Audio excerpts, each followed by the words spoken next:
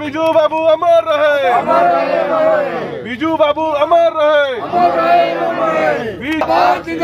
BJD जिंदाबाद, नवीन पटनायक जिंदाबाद, नवीन पटनायक जिंदाबाद। कोरापुट रे बीजेडी पालिला बिजु जनता दलर प्रतिष्ठा दिवस। आज कोरापुट जिला बीजेडी तरफ बिजु जनता दलर 29तम प्रतिष्ठा दिवस पालन कर स्थानीय बिजु पार्क ठारे थिबा बिजु बाबूंकर प्रतिमूर्ति रे जिला बीजेडी सभापति झिन हिकका द्वारा प्रथमे प्रतिमूर्ति रे पुष्पमाल्य अर्पण करा जिबा परे कोरापुट पूर्वतन विधायक रघुराम पोडाल माल्यार्पण करथिले। परे परे जिला बीजेडी सभानेत्री पार्वती मस्ती, जिला परिषद अध्यक्षा सस्मिता मेलका, नगर सभानेत्री देवश्री, त्रिनाथ पात्र, गुप्त दास, बिडिका दास, उत्कल रंजन नायक, ललाट रंजन सेठी समेत दलीय कर्मी काउंसिलर पुष्पमाल्य अर्पण करबा परे टाउन हॉल ठारे एक सार्वजनीन दलीय सभा अनुष्ठित होइतिला और बिजु बाबूंको स्मृतिचारण करबा सह दल को आगकु नेबाकू समस्ते प्रतिश्रुतिबद्ध होइतिले। कोरापुट देवासित पटनायक रिपोर्ट, जेएमजे न्यूज।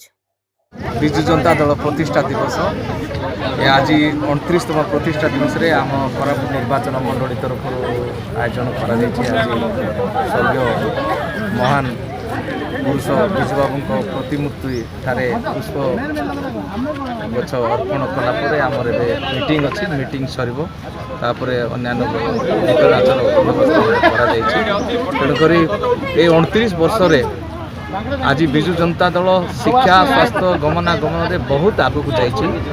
तेणुक सुपुत्र नवीन पटनायक ओडिशा राज्य को बहुत आगक नहीं तेणुक पूर्वतन विधायक रघुराम पोडाल तरफ बहुत साधुवाद जनाऊँ।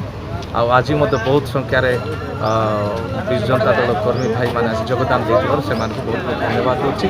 इलेक्ट्रिक मीडिया प्रिंट मीडिया बंधु मैंने सहयोग कर सब कार्यक्रम रही मीटिंग सरला बड़े आमर अन्य कार्यक्रम अच्छे आज दिन कौन संदेश आम मानव पूर्वतन मुख्यमंत्री नवीन पटनायक जो कार्यक्रम गुड़ा कर से वर्तमान सरकार रंग मारी चली किसी कौन सी नया काम हाथ को नहीं ना। तेणुक मु आज कर्मी भाई मान को अनुरोध करुच्ची से समस्ते एकजुट रुहतु। आगामी दिन में आसंता साधारण निर्वाचन में पंचायत निर्वाचन में एकजुट होकर आउ केमती पुनर्बार नवीन बाबू को ओडिशार मुख्यमंत्री करवा सुशासन आनवा यहाँ आमर।